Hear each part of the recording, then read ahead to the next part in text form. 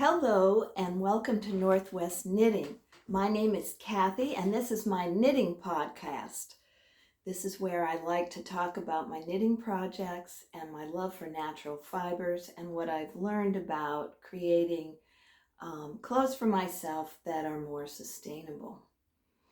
I welcome back everybody who's been watching me. I really appreciate it. You might notice that this is I'm only a week away from my Podiversary, and I think this will be more or less the celebration of it. I'm going to have a giveaway at the end of I'll talk about near the end of the episode. I really appreciate all of you who watch. If you're new, welcome to you. And thanks for giving me an opportunity to talk, which I think is my favorite thing, with knitting a close second. So this has given me a chance to express myself about what I'm doing and what I'm thinking and reading. You have made it possible, though. So thank you very much. It's Wednesday, February 8th, which is very, very hard to believe. I just came back from visiting my dad, who is 99, and it's only 500 miles away, but it feels like a real trek to me, and I'm real happy to be home, but sad to leave him. Anyway, I have one FO, I have 3 works in progress, and a few dreams, quite a few books that I've read recently, and so let's get started. My FO is the little Felix sweater I made for granddaughter Ellie.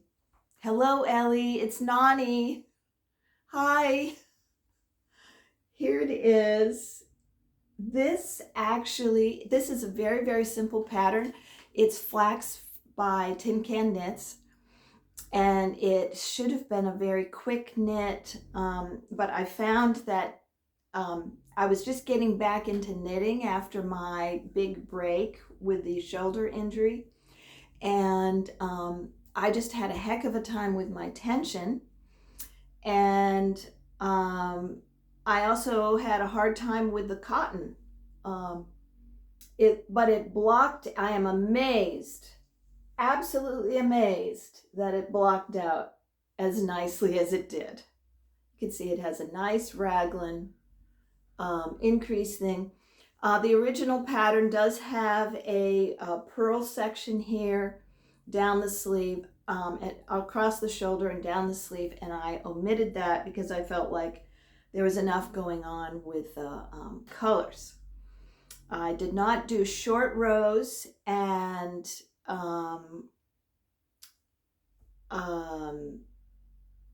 I just got a weird notice on my phone, but I'm going to ignore it. Okay. The original pattern did not call for short rows, but then they have a little extra section, so you can do short rows if you want, if you need their help. But I did not do short rows, and it still does sort of, you can see there's a little bit of the lower neck in the front. I talked about the yarn quite a bit last time. It's the Scheepjes Stonewashed. I've made several things out of this, so you will have heard me talk about it quite a bit. I've got the colors lilac quartz, deep amethyst, crystal quartz, and then the red was the ruby corundum ruby, and that's this color. So anyway, the yarn is fun. It's mostly cotton with some acrylic. It's not organic, 22% acrylic. it's very soft, feels great, and it does seem like a good choice for babies. The problem that I had with it, and maybe just because I was out of practice or what, but the knitting in the, my tension was really wonky. I didn't want to weave the ends in as I went because I could see that I was going to have to, you know, when you get a row that looks loose and then I go back and I try and tighten it up. Well, that's all I seemed to do with this sweater. It was really weird how my tension was off. And so I had all these ends to weave in, and it's cotton, and it's hard to, this yarn,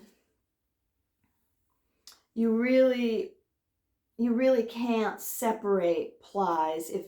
I can't even, it's just, if it is plied, I can't tell. I think it's actually a single ply. If it were plied, I would possibly separate it out and I'd work one piece of the strand of yarn in one direction, one in the other, to create less bulk. But I couldn't do that with this one. And I felt like it was hard to get to feel like it was secure. So I hope this sweater stays all in one piece. But anyway, it was fun, and I was so relieved when I blocked it, and it really did turn out to be fairly smooth. And I do like the colors. They're kind of like I don't know, they kind of blend together, I think, pretty nicely. So this will go in the mail shortly, and I will be very happy to have it do so. What I'm wearing is actually an old sweater. I talked about this in episode 4, so quite a long time ago. It's the the Felix Cardigan by Amy Christophers of Savoryknitting.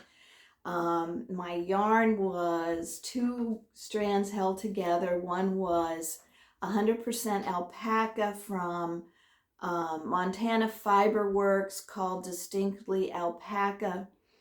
I got it at a fiber festival. I went online and I couldn't see that they were selling this. And then I held it with a strand of mohair, which is Jorstad Creek, Isle of Skye, espresso bean. I absolutely loved the combination. It was these 2 yarns. Here's the alpaca, here's the espresso bean. And I've already gone through and showed you this, but who doesn't want to look at another glorious picture? I can't believe it creates this. I just love it. Anyway, this was my very, very favorite color of all time for many years, and it still is a big favorite. But somehow it seemed to, I don't know, not bright, but I just wanted something a little toned down, and so this edition was a great solution. So I really liked that. So that is, and if you want to hear any more about it, you could, I knit this in, at the beginning of COVID, and oh my gosh, I don't know if maybe you've blocked it out of your mind. That would be a really good idea. I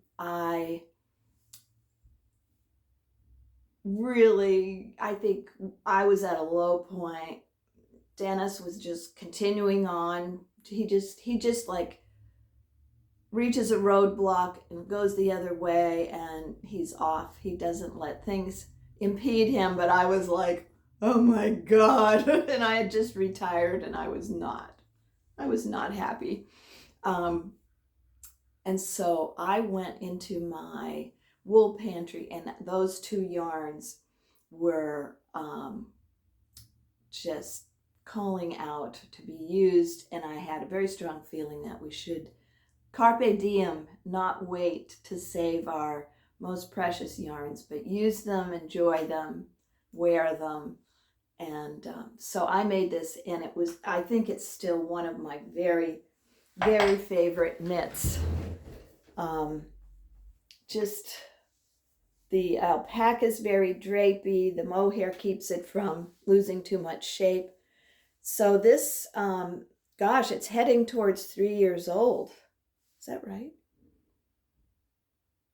Oh my gosh, it is. I made this almost 3 years old, and it's in really good shape. It's knitted a looser gauge, as that sweater is, and so it's happy. It feels sort of kind of fragile and tender to me, so I'm not going to be gardening in it, but it has really lasted with has just sometimes a little tiny bit of pilling under the arms, but wow, yeah, it's been a great combo. So I'm a little bit on an alpaca blend kick, as you'll hear in a minute.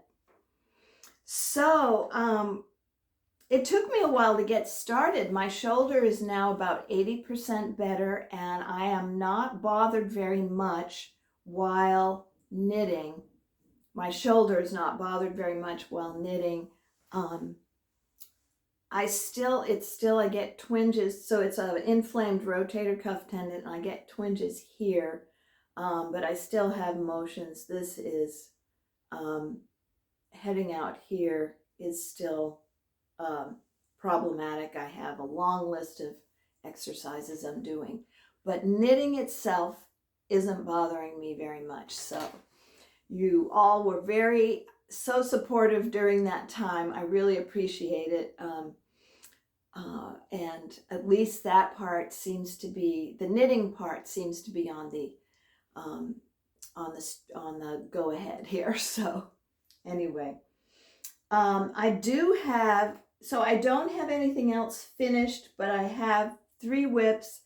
And even though I'm inclined to be a more or less monogamous knitter, I really had an urge to cast on more than I usually do. And I think it was partly I was listening to Mega of Skeins of Dreams, and she was talking about how she just casts on all kinds of things, and it's almost like that helps her creativity, and then she will run with one or the other. And I did think that maybe if I just, instead of spending so much time thinking about casting on, if I just cast on and experimented, then I might feel a little more satisfied with my project. So I'm thinking I'm gonna cast on another one pretty soon. But one of these is almost finished. Well, it's not almost finished. It's a ranunculus. It's my second ranunculus. Ranunculus knit up really quick. It's the very popular pattern by Midori, Hirose, and I had started the gray vest, a gray vest I'll tell you about in a minute, but I just suddenly felt like I need color in my life. I need something. So I went into my wool pantry and I found some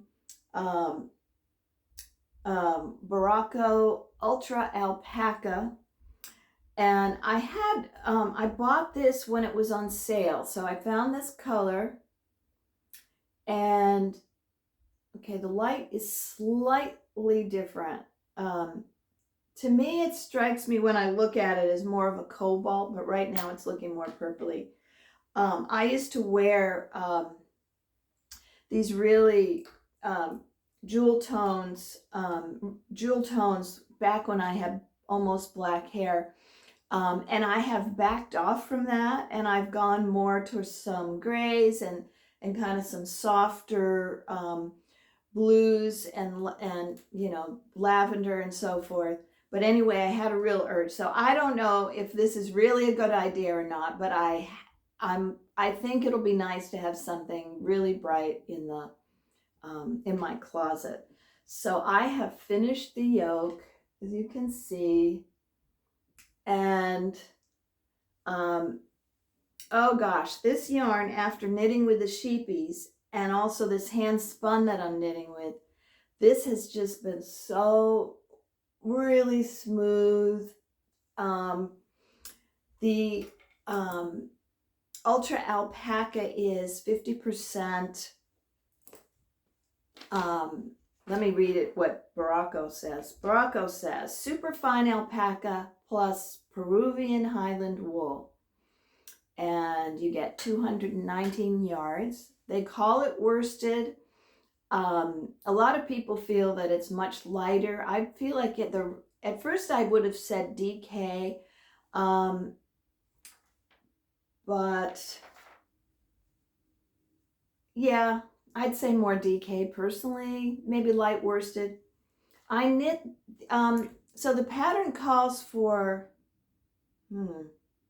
size 9 or 10 needles. I used 9s for the yoke, and I do, it is, well, the whole idea is to be knit at a loose gauge, and I was feeling like, I don't know, it felt a little loose to me. So I ended up, as I got down away somewhere around here, I switched to size 8 needles, and I feel more comfortable with that.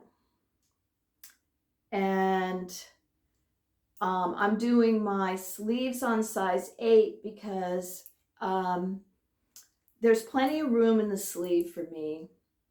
So I'm not worried about the small circumference problem of knitting too tighter for the sleeve. I'm not too worried about that. I didn't do, well, I'm really changing, in some ways I've changed the pattern. I'm going to do a fairly close long sleeve, so it won't be loose, and I'm not doing the short rows at the end. I'm just doing a very traditional sleeve, and it will have ribbing at the end. So I just wanted to have it be a little denser because of the elbow wearing out problem. So anyway, I finished the yoke, and I decided to try a sleeve just to make sure the fit was okay. I think it's more reliable once you do at least one sleeve. And what else do I want to say? The yarn is incredibly soft. Well, let me rephrase this. If you're wanting a cashmere, you just butter, it's just buttery, and it's not that, but it is not prickly at all. It's just not at all, to me. So I could happily wear this up here. And so I got this on sale when one of our big yarn stores went out of business like a year or two ago, and I bought a sweater's quantity of this, and then I got some single skeins. Here's some of the colors. This was really one of the workhorse yarns of our yarn store. So, and I want to show you. There's a pink. Gosh darn.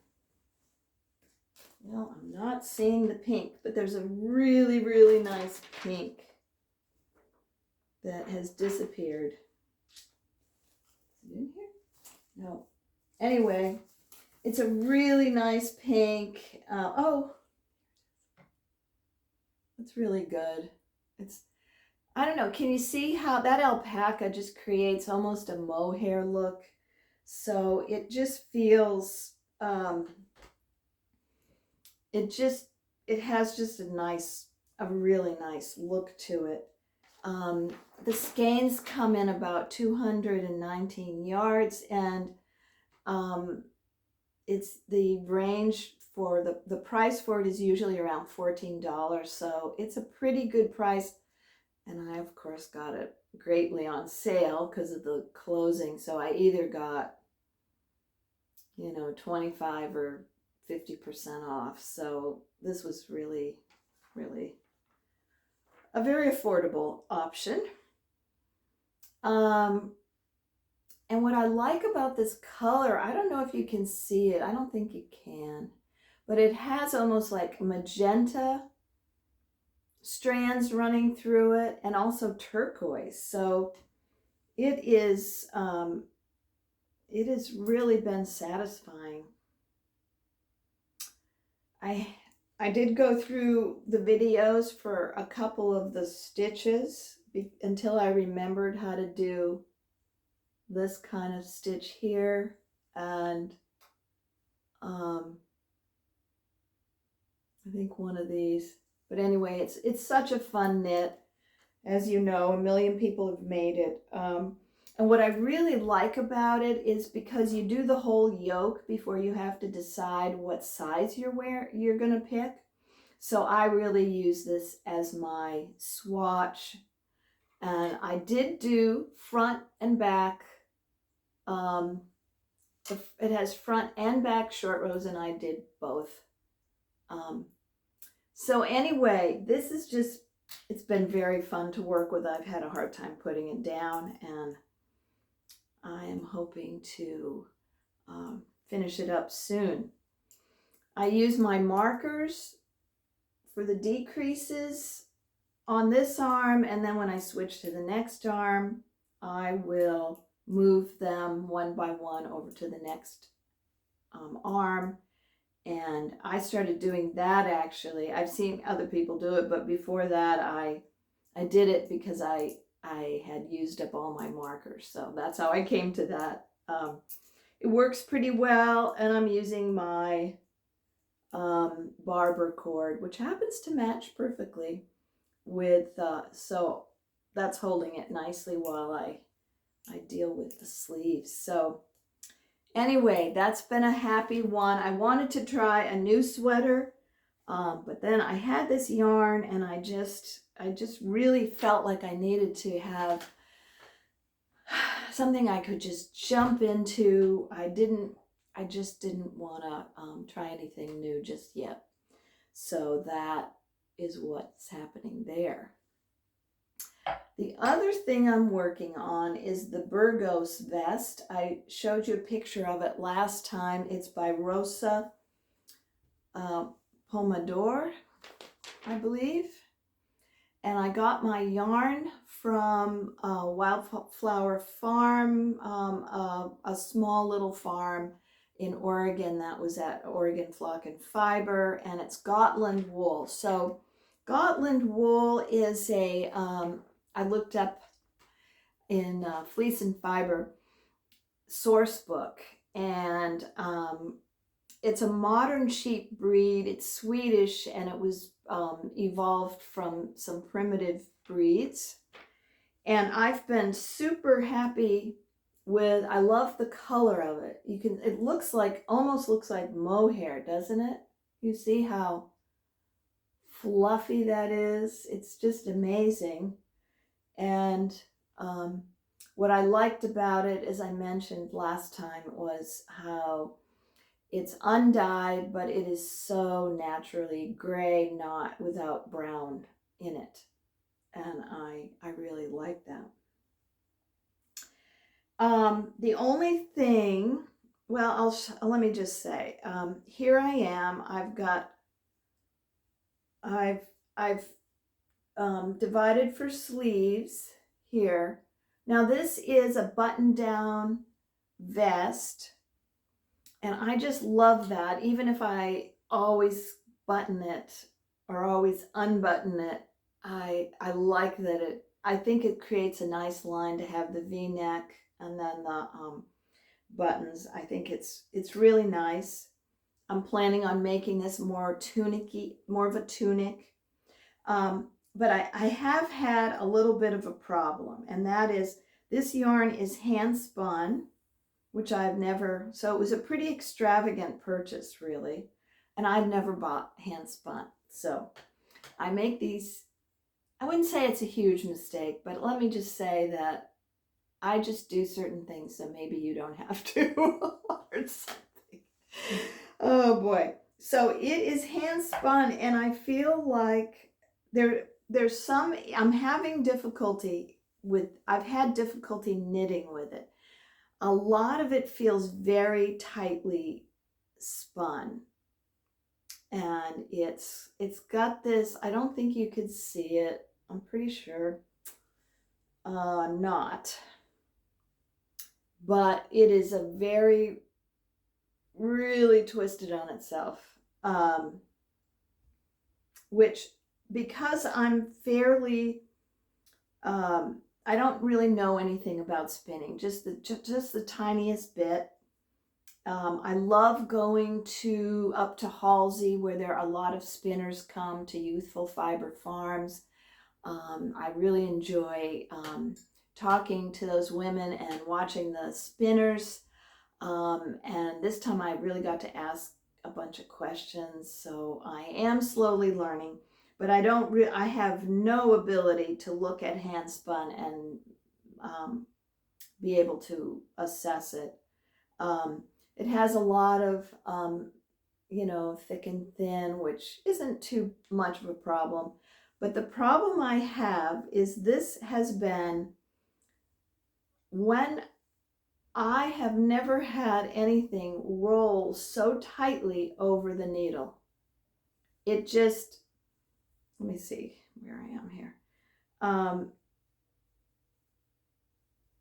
Oh, it's buried. That's why I can't find the needle. But it just rolls over so intensely. And because this sweater is not knit in the round, you do have to purl on the back. And it rolled so much. It rolls so much that for purling, I found it was killing my hands to have to unwind it so I could purl and then hold it so it was flat enough for me to knit. I've never had it be so hard.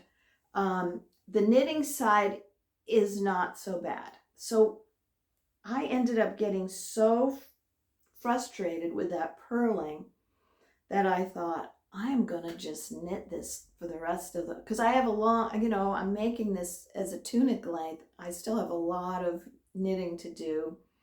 And so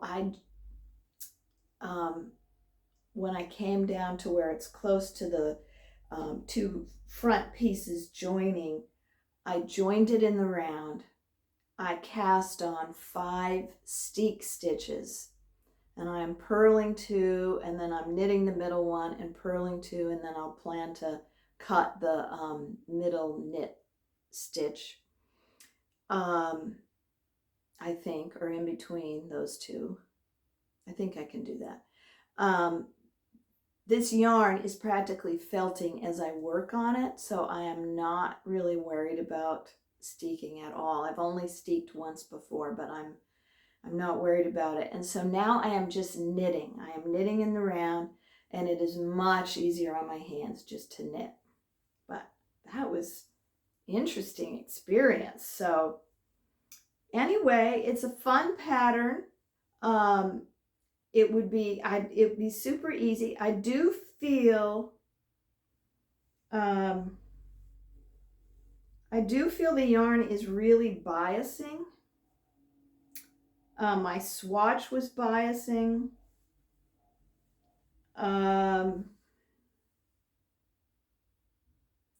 So I don't know. If you have any suggestions or tips, let me know. But I am seeing, I don't know if you can see it, but it is going off in one direction. Is that me? Is it the yarn? I don't know. So I love how this yarn looks. So I'm hoping the outcome will be okay, but that has been hard. So the Burgos vest, you can see a number of people have talked about it in their podcasts. I think Uh-oh. Mel makes stuff. She's had one, I think Mega and maybe Selma did one also, but there are quite a few people that have done it. It's just a simple little pattern. You could do it, cost for worsted weight, and this is the sheep farmer calls it, labeled it DK. I'm feeling it's a pretty, it's weird. Okay, here's a weird thing. I'm on size 6 needles. This feels like really thick, dense yarn, but then when I look at it, it's I can see,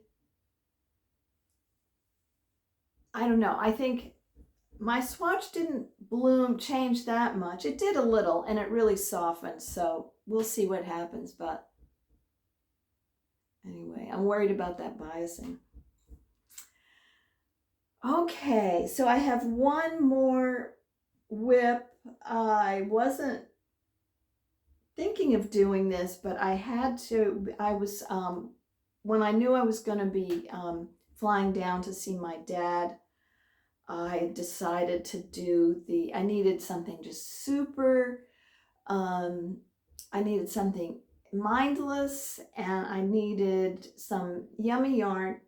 So I went in my stash and I found this 100% alpaca yarn I got at Black Sheep Gathering last year. It is Happy Hounds Ranch. I don't know that they sell it anywhere. It's 100% baby alpaca.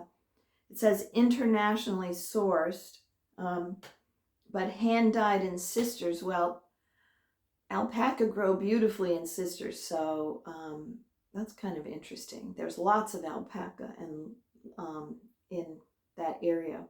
It's up near the mountains. You can see the Three Sisters Mountains, and it's really a lovely place. They have a quilt show every year in early July, and they also have a folk festival at a different time. I think, pretty much sure it's a different time. But anyway, it's a fun place to go, and if you're there, then you're close to really wonderful camping and hiking, and highly recommend it. But anyway, you can see it's a really fun dye. It is so unbelievably soft. I bought 2 of these skeins, Happy Hounds. Whoa. And here it is wound up, and I am making the Sophie scarf. Well, it started out to be the Sophie scarf. I misunderstood the directions, even though it was supposedly mindless. My mind was mindless as well, and so I didn't increase it fast enough. I made it really thin. But now I've increased at a faster rate for quite a while now. And so my plan is to use up this, and then when I finish it, then I will start the decreases with this one. At least that's my plan. There's only 218 yards here, but this might be too much yarn for the first half. I don't know. But it's really soft, and I just keep knitting on it. And you can see that alpaca has this very fluffy, I wouldn't use 100% alpaca for a garment, but it's just awesome for a shawl. So it will stretch and drape, and it'll be really, really nice. Okay, let me think. I'm zooming along here, but that's good. Okay, I have some things. There are a number of other things I expected to have cast on by now. I talked to you a bunch last time about some of the things I was thinking of knitting, and I haven't cast them on. And then in the meantime, I've seen additional knits, so other things that are competing with my attention are, I loved, there's a new sweater out called Calypso Sweater by Black Cat Knitting. It's in sport weight and it has a wonderful color work yoke, and the yoke was knit, the contrast color was knit in spin cycle. So gosh, that the colors just grab. I won't wear those colors. It's kind of a mustardy main color, but just somehow the way that worked out with the design, and it has some flowers, which I'm kind of a sucker for. So that's been an attractive thing. There's another one called Interval Training Pullover by Carolyn Bloom, where you do some stranded color work, 1x1 color work, and then after you've knit the sweater, then you embellish with embroidery, and it's done in a very specific way. So it's really fun to look at the sample knits. I'll have links to all of these things down below. There's a person I follow on Instagram called Prolific Knitter, I think her name is. She's astounding. She's a prolific knitter, and she just does incredible work. So anytime, if you're on Instagram, I don't think you could have missed her really, but maybe if you haven't, you should check. If you have missed her, check her out. She doesn't have a podcast. It's just her Instagram account. But she's on Ravelry, so she just does amazing things. So it was fun to see her version. Then Joji Locatelli came out with the Elton pullover, and I'd always been tempted by the Elton cardigan, and so now it's like pullover, cardigan. Which one? I really need more of a cardigan. But it would be something more like this because it's knit in stripes with fingering weight yarn, and then striped with mohair. So to me, it would be it wouldn't be a workaday sweater actually. So and I do have some blue yarn I found in my wool pantry recently. So I have gone through my pantry trying to see what I want to, if I want to pass anything along, or if there's some yarn I want to start knitting with soon. I found this mohair. It's the 72% kid mohair, 28% silk, by Geektastic Fibers, and for 459 yards, and I bought 2 skeins of it, so enough, and I just wound this up the other day because it's funny to me. It looks so much brighter in the skein here than it does here, because it just all this blue fluff. But I love this color. This is just such a great color, and then you can see. So anyway, I thought about mixing this with a navy blue, or the deep blue that I have. So I thought about this for the numerous things. Elton cardigan. I've thought about making another lento. I just have all kinds of ideas, but I'm not sure. This is why I'm telling you about it, actually. Oh, and here's one I could use. I just saw on Kim and Jonna Knits that Jonna, I just love Jonna's, her clothes really are where I'm interested in going usually. And she just did a sweater called the Miro Mesnil. Excuse me, I don't think I'm pronouncing that right. It's by Cleonis. I've had this in my favorite section of Ravelry for quite a few years now. I think it's at least 2 years old, if not older. And what I liked about it, it's very simple. I think you just start in without ribbing in the neck, and all the edges are very, very simple. And then there's some gathering. So right after you finish the yoke, there's some gathering that gives more, it would be create a very nice, forgiving fit, I think. And I think they do it with mohair and a strand of yarn, but then they're doing it at a worsted weight. So Jonna was doing it for the bougie sweatshirt cow.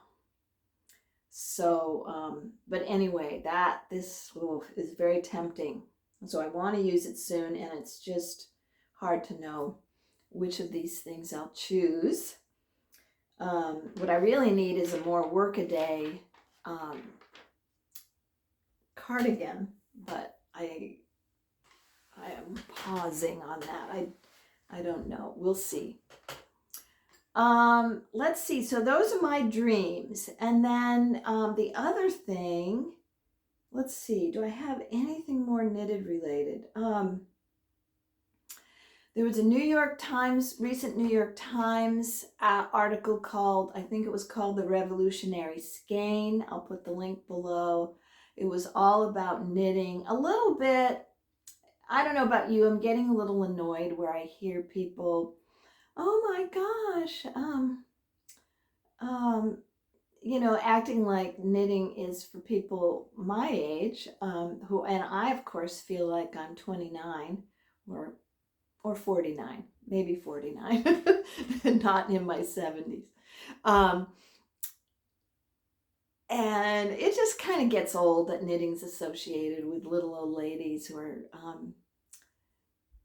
sitting and knitting. Their lives have constricted down to this tiny little point, and there they are, just knitting boring old socks for somebody, out of some boring, yucky color or something. But overall, I'm always excited to see an article about knitting and in the New York Times. So I think I read almost every comment, and it was fun. I made numerous comments myself, and somebody gave my comments were about how about mention of sustainability, about wool, about opting out of the fast fashion, and somebody gave a list of yarns that are here in the United States, manufactured here, and the need to support them. And so I'm going to look for that and put that in the show notes also, those yarns, those companies, because I have only tried one or two, and I'd like to explore that more this year. Okay, well, let me talk about the books I've read.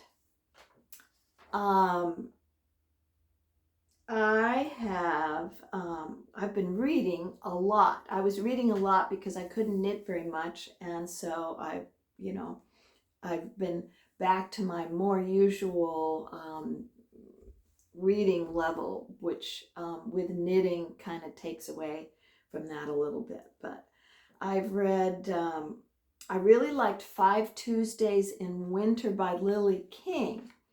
And even though I'm not usually a short story reader, I do love the development of a novel where you get to know the person and follow along. These were really enjoyable, and the fact that I just kept reading them. It was nice to finish one before bedtime. That was really, I liked the characters, a lot of the characters, and the stories were really enjoyable. So overall, a positive feel, not in the sense of there's joyfulness in them. Not all just like happy endings or happy, but she seems to love life, and I enjoyed those stories very much.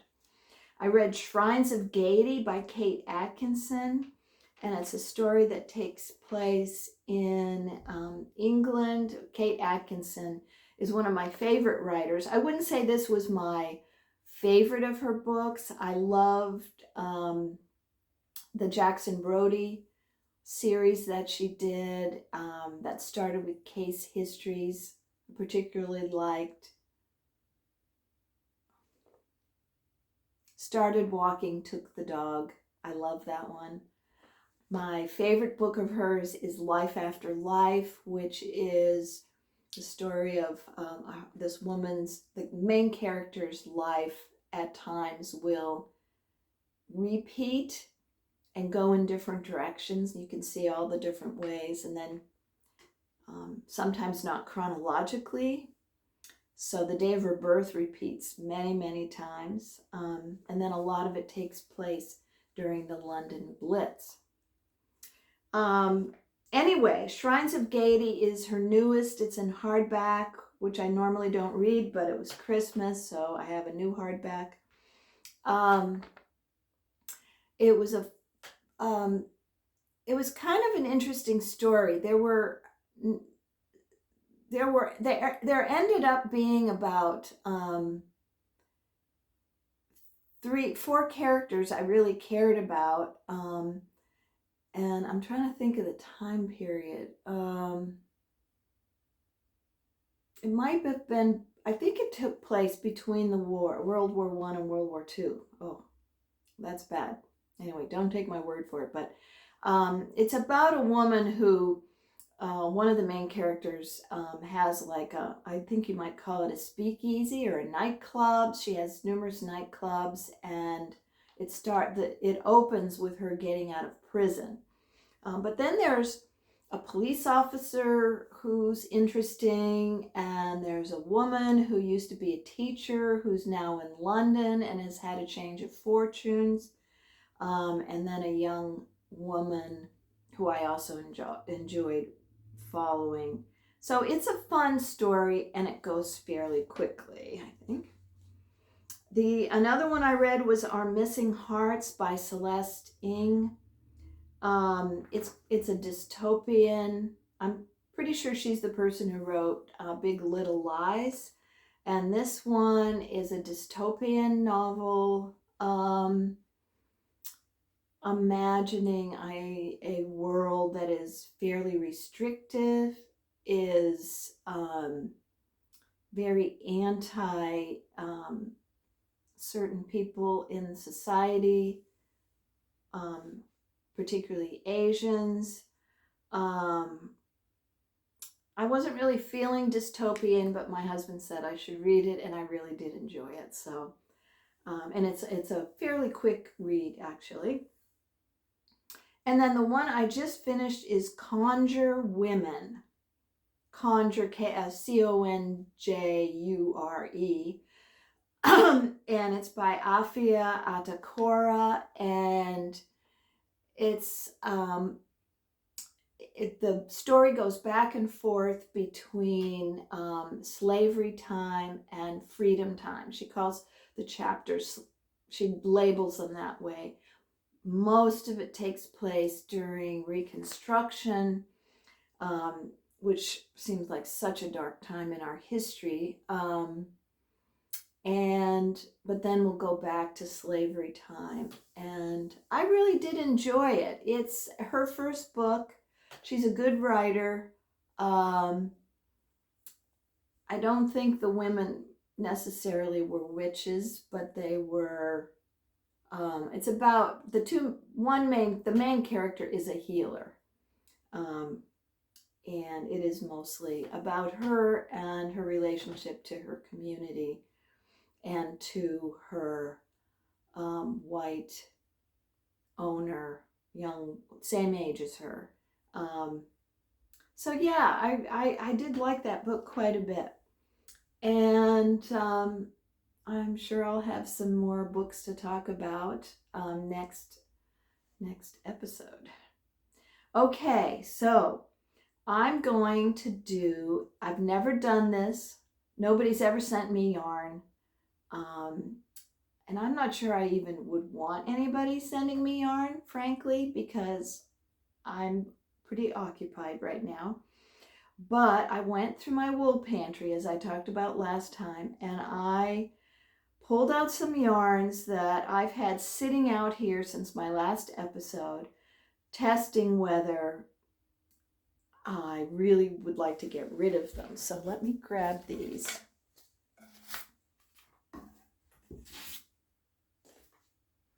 All right.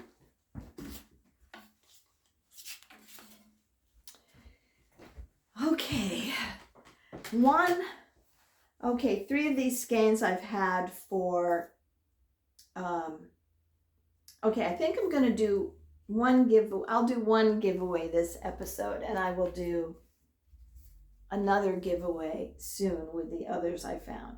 But anyway, this is the yarn. It is, now see when I hold it here, but no. It is just, it is not working for me. It is Uneek Fingering, hand-dyed self-striping, extra fine merino. And it is 435 yards for each skein, or 400 meters, 100 grams. Gauge, they're saying 7 to 8 stitches. It is superwash. Uneek is the company, has this tag here. It says knit one, plant one. Urth.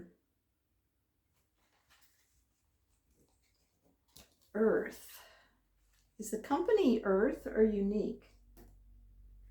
I don't know. It says Urth Yarns. Plants a tree in Africa for each skein sold in partnership with Trees for the Future. When people learn how to give back to the land gives back to them. Knit one, plant one.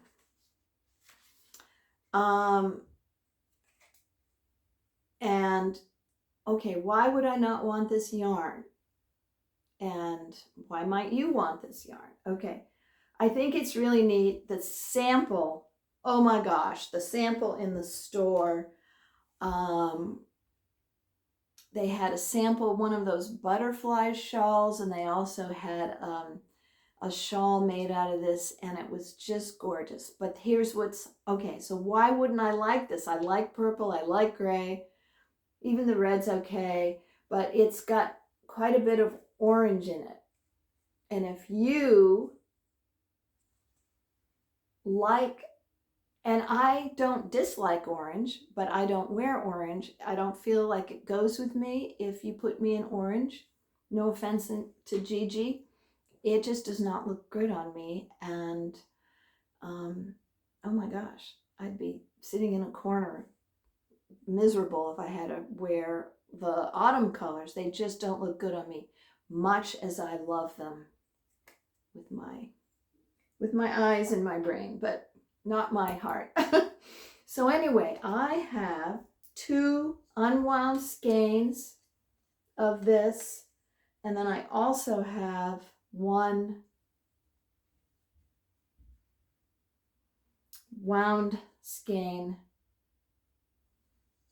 and I wish I hadn't wound this one because it would be easier.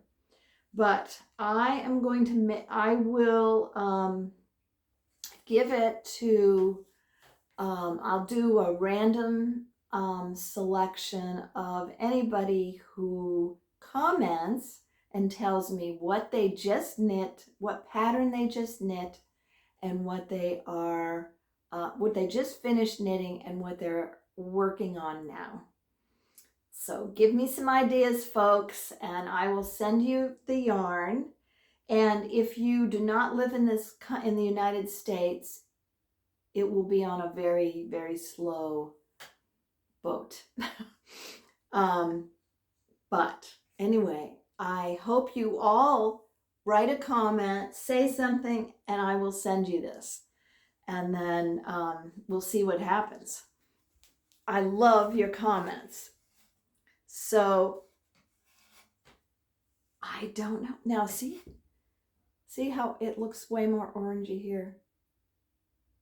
Anyway, but it's beautiful yarn. It is absolutely soft, absolutely soft. So I think it could be fine. It doesn't, does it say anything about, it says superwash. So I am assuming, and they don't really, let's see what it says. It says wash at cold water, 30 degrees. It says don't put it in the dryer.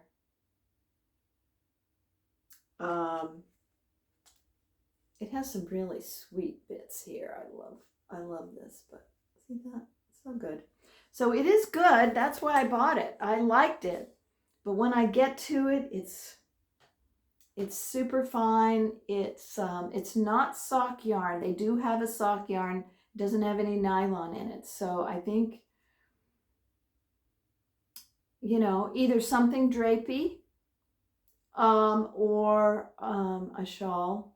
I think it could make an awesome shawl. And if I can find the pattern that I saw, I'm not sure I can. I saw it on in a yarn store in Orcas Island. Anyway, okay, that is it for today. I've really enjoyed talking to you, and I am hoping to download this right away and get my show notes ready, and I will talk to you soon, I hope. Take care. Happy knitting to all of you.